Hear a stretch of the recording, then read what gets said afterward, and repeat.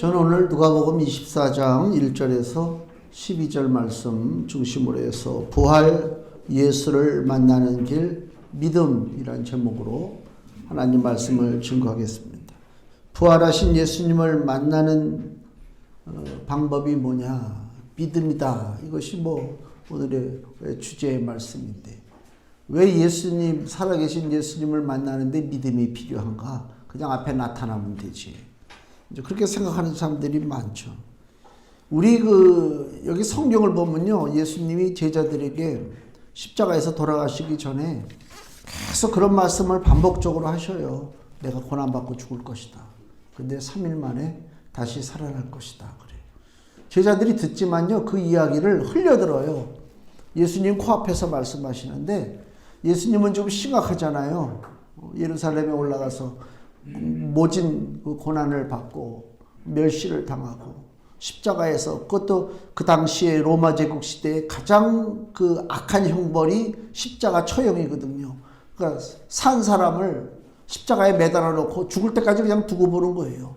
차라리 빨리 죽여버리면 좋은데 그러니까 이게 보통 일이 아니죠. 근데 예수님이 제자들에게 그 죽음을 얘기하셔요. 그러면서 그걸로 끝나는 것이 아니라 나는 그렇지만 다시 산다. 그 말씀을 하시잖아요.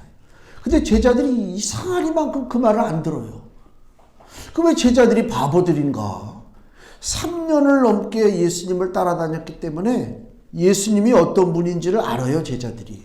무리를 걸으시고 죽은 자 살리시고 귀신 쫓아내고 소경의 눈을 뜨게 하시고 오병이어의 기적을 베푸신 권세 있는 예수 그리스도, 이건 하나님이 아니면 도저히 할 수 없는 일들을 예수님이 하고 있습니다.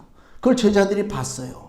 근데 지금 예수님이 마지막 순간에 내가 죽지만 3일 만에 살아난다. 그 얘기는 못 믿어요. 아무리 하나님이라도 아무리 예수님이라도 바다 위를 걸어가고 물고기 몇 마리 어떻게 해가지고 늘려서 잡고 그냥 굉장한 일들, 기적과 또 폭풍우가 있는 호숫가를 잔잔케 하고 이런 놀라운 능력을 하신 분이라 할지라도 죽으면 안 돼. 죽으면 그걸로 끝나는 거야. 이게 우리들의 생각이에요. 인류 역사 이래로 죽음을 이긴 사람이 없어요. 죽음을 이긴 존재가 없어요. 존재가 없다니까. 요새 고구려 역사를 이렇게 좀 취미 삼아 이렇게 보고 있는데, 고구려 세운 사람이 주몽이잖아요. 주몽. 요새 저 텔레비전 몇 번 채널인가 보니까 주몽도 재방송하고 있던데, 주몽이요 40살 때 죽었더라고. 그러니까 아무리 영웅 호걸이라도 알렉산더란 그랬나? 알렉산더도 더 훨씬 이른 나이에 죽었고, 나폴레옹도 마찬가지고 저보다 더 어린 나이에 다 하여튼 영웅이라는 사람 별로 오래 산 사람들 못 봤어요. 다 죽어요. 죽으면 끝이요. 그 제국이 무너지는 거예요. 그죠? 다 무너져요. 그래서 안 죽으려고 막 발버둥을 쳐요. 진시황처럼. 그 제주도에 가면은 진시황 불로총각 뭔가 그것 때문에 왔던 사람의 무슨 기념관이 있다며요. 그 불로초목보라도 살려고 그렇게 애를 썼잖아요. 근데 결국 사라졌죠. 다 사라져요. 이게 인간이요. 우리가 아는 상식이고 우리가 아는 과학이요. 죽으면 끝이요. 근데 유일하게 한 분만이 나는 안 죽어. 난 죽지만 살아. 이걸 말씀하시는데 제자들이 믿겠어요? 주님이 너무 좀 뭔가 영적으로 흥분 상태가 돼가지고 무슨 말씀하시는지도 모르고 저렇게 말씀하시는구나. 그리고 흘려듣는 거예요. 의도적으로 그 얘기를. 살아난다는 얘기를. 그러니까 부활의 예수님을 영접하고 부활의 예수님과 동행한다고 하는 얘기는 눈으로 보고 체험하고 그런 차원이 아니고 가장 기초적인 것이 뭐냐? 믿음이 있느냐? 나에게 말씀하시는 저 예수 그리스도에 대한 믿음이 있느냐? 그거예요. 믿음이 있으면 뭘 못 믿겠어요. 근데 안타깝게도 90% 믿음, 80% 믿음이기 때문에, 완전한 믿음이 아니기 때문에 부활의 예수님을 믿지 못하는 거예요. 오늘날도 마찬가지입니다. 우리가 다 부활절을 섬겨요. 그 전에 제가 전도사로 있을 때는 뭐 부활절 날은 또 연합 집회한다고 그냥 막 모여가지고 뭐 굉장하죠. 뭐 막 차려입고 나와가지고 막 엄청나게. 속으로 생각하는 게 지금도 마찬가지지만 진짜 예수님이 살아서 우리 앞에 계신 것을 저 사람들이 다 믿나? 그래서 저렇게 모여서 난리를 치나? 이번에도 부활절 연합 집회 한다고 나온 거 보니까 순서 맡은 사람이 10대 명이 넘어. 설교하는 사람 따로 있고, 격려사 하는 사람 따로 있고, 축사하시는 양반 따로 있고, 기도하는 양반 따로 있고, 성경 읽는 양반 따로 있고, 뭐, 왜 그렇게 순서가 많은 줄 아세요? 부활절 연합 예배 드리는데. 사람이 많아, 수십 명이. 강단에 올라와서 해야 돼. 왜? 이래봬도 내가 누군데 말이야, 니들이 날 무시해. 이런 큰 행사에는 나를 좀 써줘야 되지, 내 이름을. 다 그러는 거예요. 그래서 빠지면 삐져요. 그러니까 다 이름을 올려서 다 한 번씩 와서 여기 강단에서 말 한마디 하고 가고 말 한마디 하고. 부활하신 예수님을 진짜 환영하고 기뻐한다면 그 모든 것들이 과연 무슨 의미가 있을까? 여기 누가복음 18장을 한번 보세요. 31절. 누가복음 18장 31절. 예수께서 12제자를 데리시고 이르시되 보라 우리가 예루살렘으로 올라가노니 선지자들로 기록된 모든 것이 인자에게 응하리라. 인자는 예수님을 가리킵니다. 이방인들에게 넘기어 희롱을 받고 능욕을 받고 침뱉음을 받겠으며, 보통 고난당하는 게 아니잖아요. 33절. 저희는 채찍질하고 죽일 것이니 저는 3일 만에 살아나리라. 예수님이 그 참혹한 치욕스러운 그 고난을 당하고 죽었고 3일 만에 살아나야 하겠다라고 하는 말씀을 하시죠. 34절. 제자들이 이것을 하나도 깨닫지 못하였으니. 하나도 못 깨달았대요. 예수님이 그 앞에서 말씀하시는데. 그 부활은요, 성경에 이미 기록되고 이미 예언된 것에 대한 성취예요. 31절 하반부 보세요. 선지자들로 기록된 모든 것이 인자에게 응하리라. 예수님의 고난과 죽으심은 이미 성경에 기록된 거예요. 어느 날 갑자기 떨어진 게 아니고요. 뭐 이루 말할 수가 없죠. 그러니까 성경의 진실성, 또 부활의 기쁨을 위해서 예수님이 직접 예루살렘에 가셔서 고난당하시고 죽임당하시고 3일 만에 부활하신다. 지금 그 얘기입니다. 우리 지난주에 종료주일 그 예수님 예루살렘 성에 입성하는 걸 얘기했잖아요. 예수님이 예루살렘에 가시는 목적이 뭐예요? 죽으러 가는 거잖아요. 대접받으러 가는 게 아니에요. 왕 대접받는 게 아닙니다. 예수님은 누구한테 대접받으실 분이 아니요. 예수님은 우리 모두의 죄의 짐을 짊어지시고자 오신 분이기 때문에 예수님은 뭐 멋쟁이 멋을 내고 무슨 종교적인 어떤 무슨 뭐 장식물을 몸에다 걸치고 너희들이 나를 영적으로 존경해야 된다. 그러려고 오신 분이 아니라니까요. 예수님은 존경할 만한, 흠모할 만한 것이 없도다 그러잖아요. 이사야서에. 한번 생각해 보세요. 내가 이 땅에 왔어요. 근데 내 인생을 알아요, 내가. 우리가 우리 인생을 압니까? 우린 몰라요. 한 달 후에 무슨 일이 벌어질지, 1년 후에 무슨 일이 벌어질지 모르고 살아요. 그러니까 사는 거예요. 근데 예수님은 다 알아요, 벌써. 내가 몇 년, 몇 월, 며칠, 몇 시에 어느 장소에서 어떻게 고난받고 누구에게 참혹한 채찍질을 당하고 침뱉음을 받으면서 내가 죽을 것인가라고 하는 사실을 예수님은 안단 말이에요. 그걸 알면서 자라나는 거예요. 어린 시절 유아기, 청소년기, 청년기 자라고 있단 말이에요. 내 죽음에 비참하면 안 되니까 예수님이. 그걸 안다면 예수님이 어떻게 했어요? 막 꾸미고 그냥 뭐 종교적 장식물로다가 뭐 금목걸이 여기다가 십자가 매달고 그냥 뭐 금지팡이 들고 예수님이 그러겠어요? 예수님이 사는 하루하루가 고난의 삶이에요. 그 길을 향해서 가는 삶이잖아요. 이야, 그거 보통이 웬만한 사람 같으면요 미리 죽어버려요. 미리 죽습니다. 그러니까 예수님은 겉으로다가 내세울 게 전혀 없어요. 잘난 것이 없다니까, 보일 만한 것이. 그냥 죽으려고 이 땅에 오셨으니까, 목적이. 대접받으려고 오신 것이 아니라 고난받고 죽으려고 예수님이 오셨다. 그래서 예루살렘에 가는 거예요. 그럼 우리 구약 성경에 보면 하나님께서 예루살렘에다 성전을 세우잖아요. 성전을 세우고 이스라엘 남자들 1년에 몇 차례씩 그 예루살렘을 향해서 와야 돼요. 왜 와야 되느냐? 예루살렘의 성전에 가서 자기의 죄를 고백하고 제물로다가 소도 드리고 양도 드리고 비둘기도 드려야 돼요.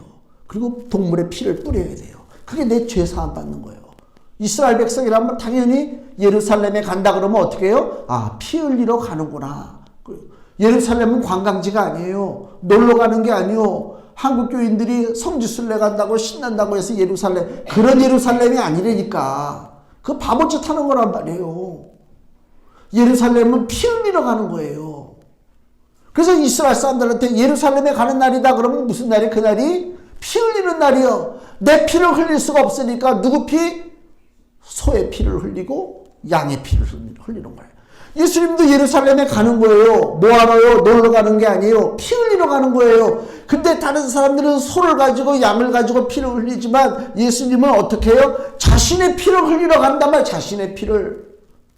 그게 성경에 다 예언이 되어 있는 거예요. 그래서 요한복음 1장 29절에 세례 요한이 예수님을 만났잖아요. 만나고 세례 요한이 하는 얘기가 뭐예요? 보라, 세상 죄를 짊어지고 가는 하나님의 어린 양이로다 그러잖아요. 하나님의 어린 양이 뭐예요? 대신 주인을 위해서 피 흘리려고 끌려가는 양이란 말이에요. 그런 예수님이거든요.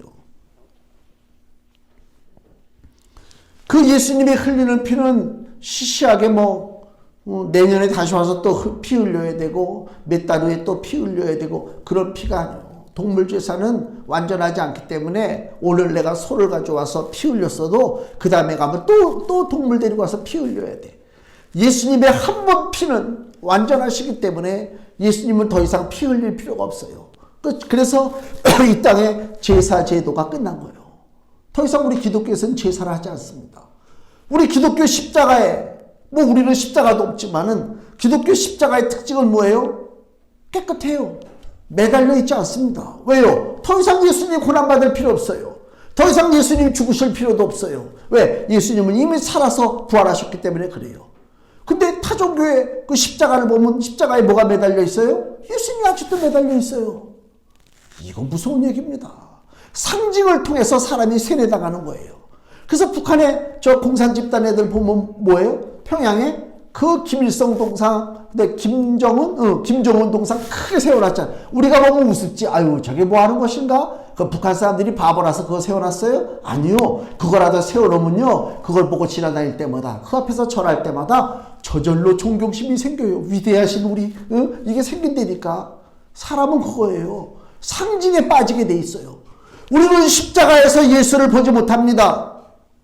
예수님은 십자가에 안 계십니다. 왜? 그분은 살아계시기 때문에. 근데 누구는 십자가에서 아직도 매달린 예수를 보고 있습니다. 소망이 없어요. 소망이 없어요. 예수님은 살아계신단 말이에요. 이 사실을 제자들이 왜 모르냔 말이에요. 여기 다시 누가복음 18장 32절. 인자가 이방인들에게 넘겨 희롱을 받고 능욕을 받고 침뱉음을 받겠으며 저희는 채찍질하고 죽일 것이니, 예수님이 당하실 고난의 모습이 아주 상세하게 여기 기록되어 있습니다. 그래서 그 고난이 더 괴롭고 예수님 당하는 고난이 자발적인 고난이라. 모르고 당하는 게 아니요, 알면서도 예수님이 그 길을 가고 계신다. 근데 중요한 심각한 문제는 뭐냐면 누가복음 18장 34절. 오늘 우리 이 주제의 딱 키워드예요. 제자들이 이것을 하나도 깨닫지 못하였으니 그 말씀이 감추였으므로 저희가 그 이르신 바를 알지 못하였더라. 전혀 모른다. 믿음이 없어요. 그 마음에. 영적 소경이요. 눈을 뜨고 보고 있는데 그 실체를 보지를 못하는 거예요. 말씀을 듣는데 말씀의 의미를 모른다니까요. 왜 우리 한국 교회에 이단들이 많은 줄 아세요? 또 이단이란 이단은 우리나라에 다 있어요. 그 우리나라는요, 수출하기를 좋아하는 나라라서 이단도 수출해요. 중국에도 있고요. 필리핀에도 있어요. 필리핀 선교사가 그러는데 우리 동네 바기오에도 이단이 들어왔어요. 그러더라고. 아주 이상한 놈들이 아주. 왜 이단이 많은 줄 아세요? 한국 사람들? 한국 사람들은요. 감성이 풍성해요. 우리 그 한류라고 그러잖아요. 한류, K-팝 한류. 아주 감성적이고 사람의 마음을 터치를 잘한다니까 우리 문화가. 그게 무슨 얘기냐? 진리에 대해서는 귀를 닫을 때가 많아요. 진리는 감성적이지 않습니다. 우리가 은혜 받았다고 그래요. 통상. 나는 우리 성도들에게 은혜 받았다는 얘기 별로 우리 지난주에 우리 신문사님이 좋다고 그러십니다. 별로 은혜 받았다 소리 못 들어요. 왜 우리 교회에서는 저는 목사님 설교에 은혜 받았어요. 이런 소리 왜 안 하는 줄 아세요? 말씀을 풀어 가르치기 때문에 그래요. 은혜 받았다는 사람들, 한국 사람들의 대부분은 뭐 때문에 은혜 받는 줄 아세요? 오케스트라의 음악이 너무 멋있어. 저 바이올린의 선율이 그냥 내 마음을 찢는 것 같아. 그냥 그 찬양을 하는데 찬양의 소리가 그냥 막 내 마음을 움직여. 그때 은혜 받는 거예요. 우리가 생각하는 은혜가 그렇다니까. 저도 그랬어요. 저 고등학교 2학년 때 은혜를 받았는데 그 당시 무엇으로 은혜를 받았느냐? 찬송가 204장인가 그 예수는 나의 힘이요 뭔가 하여튼 예수로 나의 구주 삼고 그거구나. 그 찬양인데요. 그 외부에서 찬양팀이 왔는데 연주를 하는데 뭐로 연주하냐면 그 톱 같은 거 있잖아요. 톱을 이렇게 긴 톱을 가지고 활로다가 이렇게 해요. 그게 204장을 하는데 내가 고등학교 2학년 때 눈물 흘렸어요. 앉아가지고. 은혜가. 이야, 이게 너무 좋구나. 응? 그게 진짜 은혜인지 가짜는 하나님 물론 그걸 통해서는 나에게 은혜를 주시겠지. 강팍한 마음을 깨뜨려 주시겠지. 한국 사람들이 생각하는 은혜가 그거라니까요. 진리를 보지 못해. 말씀을 깨닫지 못해. 말씀이 감추어져 있어. 왜 이단이 많다고요? 말씀이 왜곡됐어요. 성도들이 말씀을 몰라요. 성경만 제대로 알면요. 저것들이 신천지가 됐든 하나님의 교회가 됐든 무슨 이상한 것들 별의별 것들 다 있잖아요. 걔들이 떠들어대봐야 아이고 너나 잘하세요. 성경만 알면 문제 없어요. 왜 중세시대의 유럽이 천주교의 압박을 당하고 그 중세를 우리가 암흑시대라고 배웠죠. 세계사에서. 왜 중세가 왜 암흑시대예요? 굉장한데 중세 기독교가 온 유럽을 다 점령했는데 천주교가 빛 대신 예수 그리스도를 믿겠다고 하는 사람들이 온 유럽의 천지인데 왜 유럽이 암흑시대입니까? 말씀이 없어요. 말씀을 안 가르친다니까. 왜? 말씀을 아는 순간 자기의 굴레에서 벗어나니까 말씀을 안 가르치는 거예요. 엉뚱한 소리만 하고 있다니까. 이 예수님의 제자들이 말씀을 몰라요. 예수님이 그렇게 말씀하시는 걸 몰라요. 영적 소경이 되었어요. 그래서요. 무슨 일이 벌어지는 줄 아세요? 누가복음 18장 35절에 예수님이 여리고의 소경을 고치는 사건이 나와요. 이게 우연히 발생되는 게 아니에요. 조금 전까지만 해도 예수님이 12제자에게 나 고난받고 채찍질 받고 난 죽을 것이야. 근데 3일 만에 살아나리라 말씀하셨는데 제자들은 깨닫질 못했어요. 영적 소경이니까. 그리고 나서 제자들하고 여리고를 가시는데 소경이 있는 거야. 예수님이 그 소경의 눈을 뜨게 하시는 거예요. 이렇게 가르쳐주는 거예요. 너희들이 지금 어떤 상태다? 소경이야, 소경. 저 여리고의 거지 저 바디메오만 불쌍하고 소경돼가지고 저 어찌가 야 너보다 낫다. 예수님 하시는 말씀이라니까. 그래서 여기 소경한테 뭐라고 얘기하냐면요. 여기 뭐라고 그러지? 여기 누가복음 18장 40절 41절 보세요. 예수께서 머물러 서서 명하여 데려오라. 그 소경을 데려오라 하셨더니 저가 가까이 오매 물어 가라사대 내게 무엇을 하여 주기를 원하느냐? 소경에게 물어봤어요. 내가 너한테 뭐 줄까? 너 기도의 제목이 뭐냐? 소경이 뭐라고 그래요? 가로되 주여 보기를 원하나이다. 이거는요 우리 쉽게 넘어가면 안 돼요. 너 딱 한 가지 내가 소원 들어줄게. 근데 주여 보기를 원합니다. 소경이 눈을 뜬 적이 있어요? 없어요. 지금도 마찬가지죠. 안 돼요. 이 사람들이라고 모르겠어요? 안 될 걸 왜 요청하겠습니까? 이왕이면은 될 걸 요청해야지. 될 걸 요청해. 우리 그런 말 있어요. 옛날에 동네 거지가 50원짜리 던져주면요, 50원짜리 아고 좋다고 집어갔대요. 근데 1000원짜리 던져주면 안 집어갔대요. 저 바보 같은 놈이네. 저 1000원짜리 안 집어가네. 그렇게 해서 50원짜리 던져줘. 그 왜 그런 줄 아세요? 만약에 그 거지가 1000원짜리 딱 잡는 순간 그 다음부터는 돈 안 던져줘. 그렇죠? 저놈이 이제 돈을 안 해. 더 이상 안 준다니까. 1000원짜리는 안 짓고 50원짜리 집어야 계속 돈을 던진단 말이에요. 그게 큰 거를 원하고 큰 거를 갖고 싶지만 큰 거를 줄 수가 없어. 그러니까 작은 걸 취하는 거예요. 이게 사람의 심리요. 이 소경이 예수님이 너 뭘 원하느냐? 오늘 한 끼 좀 먹었으면 좋겠는데요. 설렁탕이라도 좀 제대로. 이렇게 얘기할 수도 있었음에도 불구하고 뭐라고요? 주여, 보기를 원합니다. 상상할 수 없는 걸 요구하는 거예요. 제자들이 볼 땐 저 바보 같은 놈이야. 뭘 보기를 원해. 42절에 예수께서 저에게 이르시되 보아라, 내 믿음이 너를 구원하였느니라. 아멘. 내 믿음이. 이거는요, 이 소경에게만 하는 얘기가 아니고요, 그 당시에 같이 있었던 12제자에게도 하는 얘기고 우리에게도 하는 얘기입니다. 부활의 예수 그리스도를 우리가 만나야 되는데 뭐가 있어야 된다고요? 믿음이 있어야 만나는 거예요. 믿음 없으면 아무 소용없어요. 소경은 자기 인생의 문제가 무엇인지를 알았잖아요. 내가 못 보는 것이구나. 근데 예수님의 제자들은요, 자기 인생의 문제가 믿음이 없다고 하는 것을 모른다니까. 지금도 똑같아요. 예수님한테 직접 말씀을 들은 제자들도 예수님의 말을 믿지 못했는데, 우리는 예수님으로부터 직접 말씀을 듣는 것도 아니고 목사를 통해서 설교를 듣고 성경 말씀을 읽어요. 근데 예수님의 12제자보다도 더 우리가 믿음이 좋아지겠습니까? 아니요. 그럴 리가 없어요. 안 좋아진다니까. 2000년 전에 예수님의 제자들보다 우리가 믿음이 좋다고 할 수가 없습니다. 그러니까 우리의 믿음조차도 부활의 예수님을 영접하기가 힘들다, 그 얘기입니다. 자, 본문으로 가보세요. 우리 누가복음 24장 1절에 안식 후 첫날 새벽에 이 여자들이 그 예비한 향품을 가지고 무덤에 갔습니다.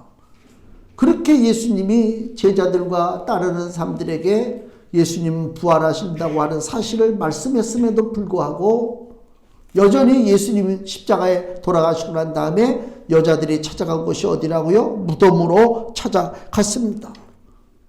그리고 근심합니다. 본문에 4절 5절 말씀, 이를 인하여 예수님을 못 봤어요. 무덤에 가서. 그래서 이를 인하여 근심할 때에 문득 찬란한 옷을 입은 두 사람이 곁에 섰는지라. 여자들이 두려워 얼굴을 땅에 대니 두 사람이 이르되 어찌하여 산자를 죽은 자 가운데서 찾느냐. 이게 우리에게 소망 주는 말씀이죠. 산자를 죽은 자 가운데서 찾느냐. 여자들이 부활의 소식을 들었어요. 그리고 부활의 소식을 전했어요.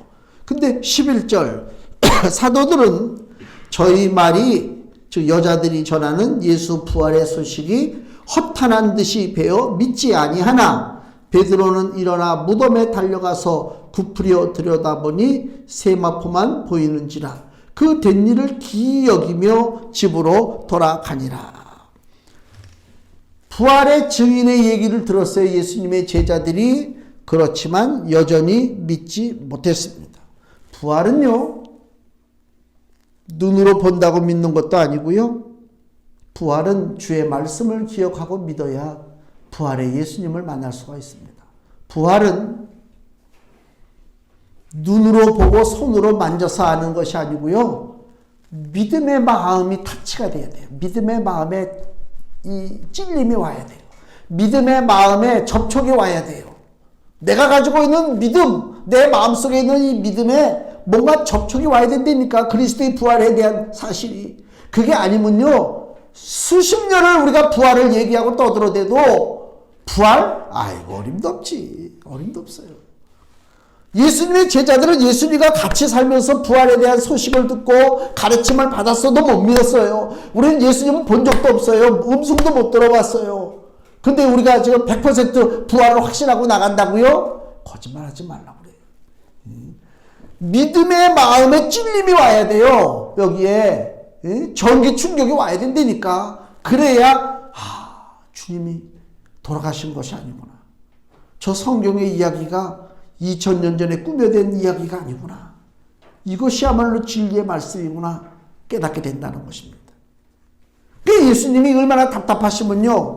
마가복음 16장을 보세요. 마가복음 16장에 예수님이 막 그 화내시는 장면이 나와요. 마가복음 16장 14절 85페이지. 그 후에 11제자가 음식 먹을 때 예수께서 저희에게 이제 부활하신 예수님이죠. 예수께서 저희에게 나타나사 저희의 뭐가 없는 것이요? 믿음 없는 것과 마음이 완악한 것. 마음이 왜 완악해요? 그 마음속에 믿음이 없으면 완악한 거예요. 따로따로 있는 게 아니에요. 믿음 없는 거 따로 있고 완악한 거 따로 있고가 아니라 그 마음에 믿음이 들어가지 않으면 사람은 완악해요. 그 완악하다는 얘기가 고집이 센 거거든요. 지독한 거예요.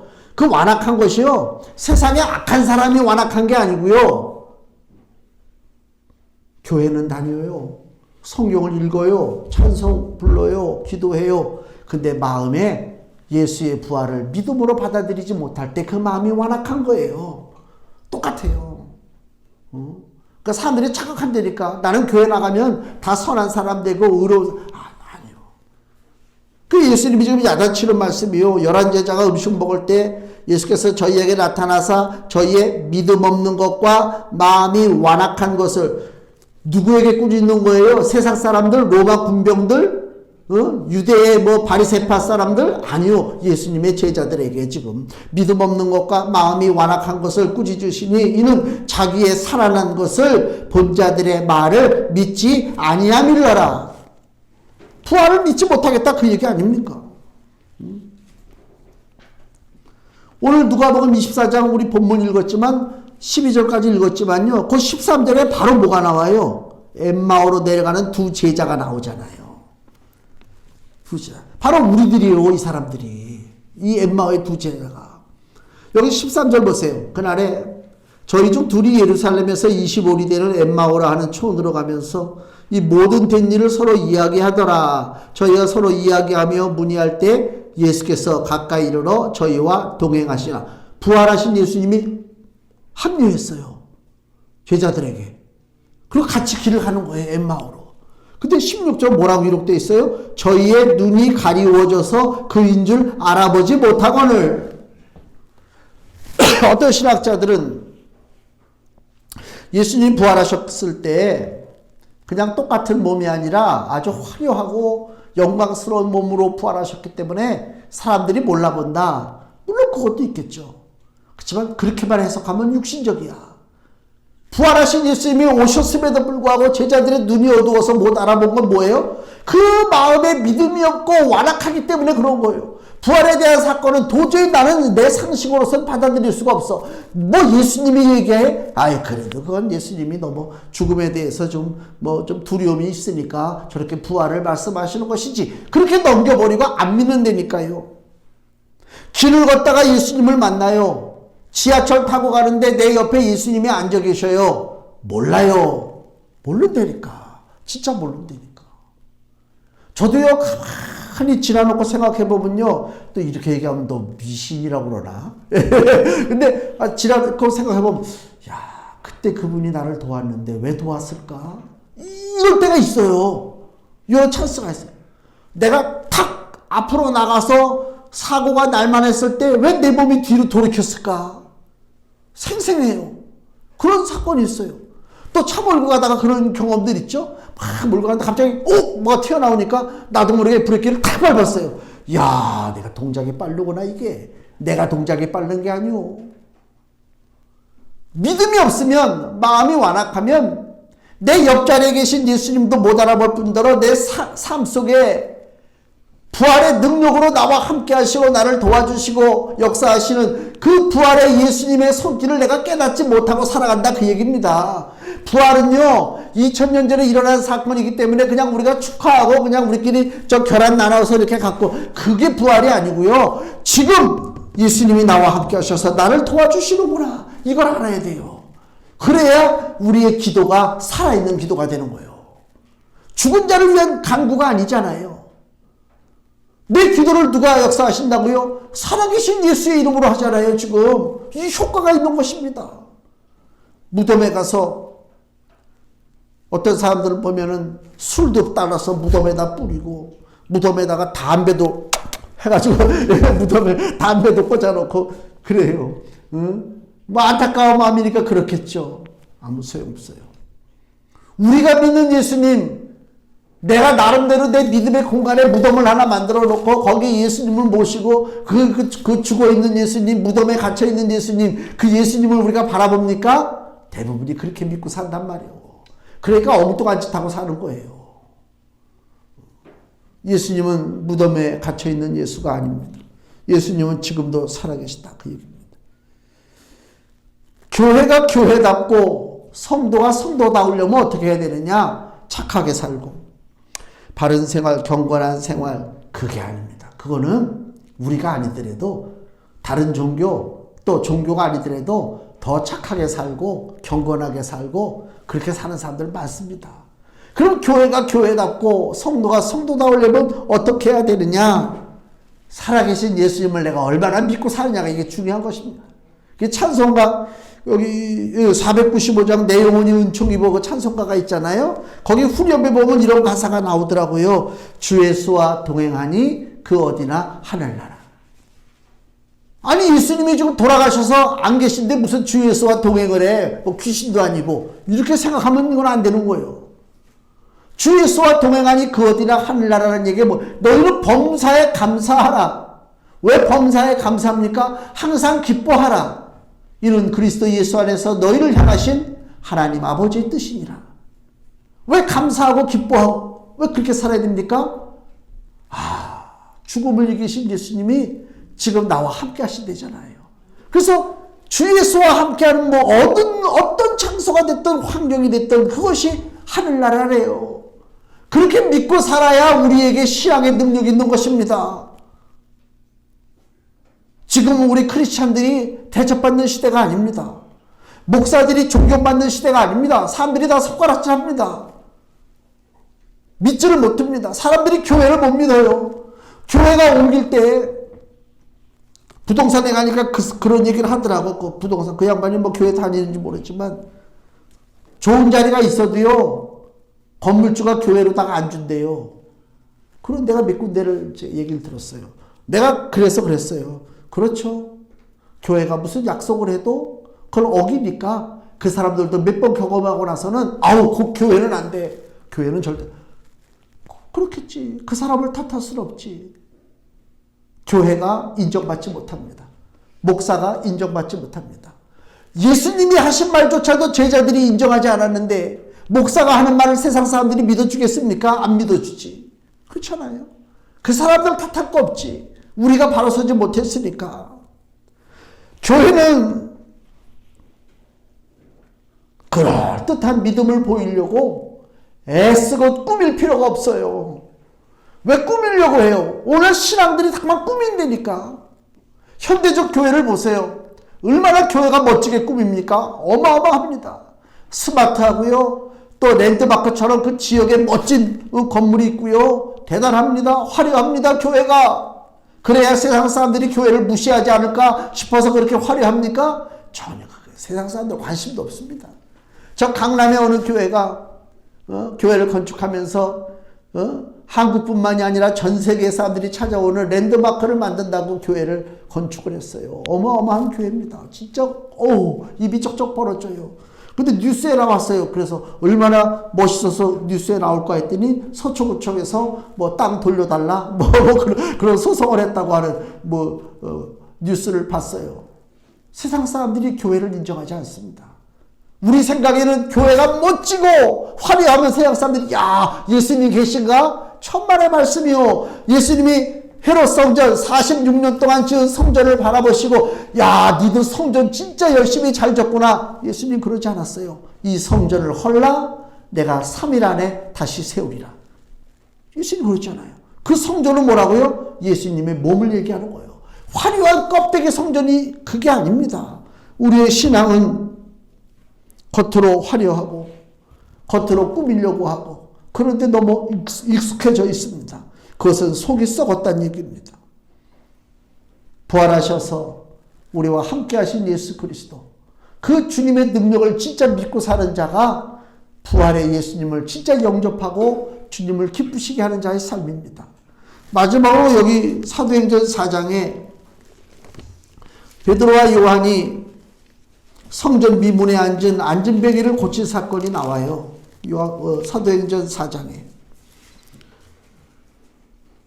안진뱅이를 고쳤는데 막 난리가 났어요. 주변에서. 그래서 베드로와 요한을 그 당시에 종교 지도자들이 잡아다가 심판을 하는 장면이 나오는데 사도행전 4장 9절에서 12절 말씀.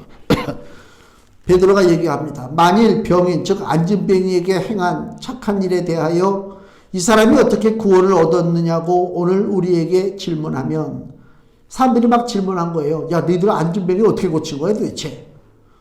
10절 너희와 모든 이스라엘 백성들은 알라. 너희가 십자가에 못 박고 하나님이 죽은 자 가운데서 살리신 즉 부활하신 나사렛 예수 그리스도의 이름으로 이 사람이 건강하게 되어 너희 앞에 섰느니라. 아멘. 여기 이 말의 초점이 뭐예요? 너희가 죽였지만은 하나님이 살리신 나사렛 예수 즉 부활하신 예수가 저 안진뱅이를 고친 거 아니냐? 예수님은 사라진 분이 아니야. 하늘에 가서 보좌에서 편하게 계신 분이 아니라 예수 그리스도는 지금도 살아계셔서 주께서 하고자 하시는 일을 온전히 하실 수가 있다 그 얘기입니다. 사도행전 4장 29절 성도들이 초대교회 성도들이 모여서 기도하는 내용입니다. 주여 이제도 저희를 위협함을 하감하옵시고 또 종들로 하여금 담대히 하나님의 말씀을 전하게 하여 주옵시며 손을 내밀어 병을 낫게 하옵시고 표적과 기사가 누구요? 거룩한 종 예수. 그 거룩한 종 예수는 누구라고요? 부활하신 예수님. 거룩한 종 예수, 살아계신 예수, 지금 우리와 함께 하시는 예수의 이름으로 이루어지게 하옵소서 하더라. 아멘. 제가 드리고자 하는 얘기가 뭐냐? 예수님은 살아계셔요. 부활하셨어요. 그리고 부활하시고 어디 숨어 계신 것이 아닙니다. 부활하신 예수님은 지금 우리와 함께 역사하십니다. 그게 우리의 신앙입니다. 그 신앙을 놓쳐버리면 우리는 믿음이 없는 자요, 마음이 완악한 자가 됩니다. 금주 말씀 보세요. 요한계시록 22장 20절 같이 읽겠습니다. 이것들을 증거하신 이가 가라사대 내가 진실로 속히 오리라 하시거늘 아멘. 주 예수여 오시옵소서. 아멘. 예수님이 이 땅에 다시 온다고 약속하신 말씀입니다.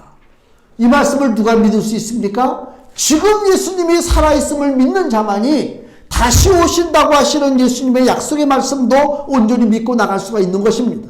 지금 예수님이 살아있다는 믿음이 없는 자가 다시 재림한다는 것을, 예수님이 재림한다는 것을 어떻게 믿겠습니까? 우리는 정말 확실한 부활의 신앙을 가지고 우리의 소망을 예수님 앞에 두시기를 바랍니다. 우리의 소망, 우리의 삶을 통해서는 소망이 없습니다. 우리가 보는 모든 세상적인 것들은 다 허물어지게 되어 있습니다. 허물어집니다. 무너지게 되어 있습니다. 속상합니다. 그걸 바라보지 마세요. 무너지는 거 보지 마시고 영원토록 우리의 모퉁이 돌이 되신 예수 그리스도, 이 땅에 다시 오실 예수님, 그 살아계신 예수님을 우리가 온전히 마음으로 믿고 의지하고 영접할 때에 부활의 기쁨과 능력이 우리들의 삶 속에 충만하게 임하실 줄로 믿습니다. 기도하겠습니다.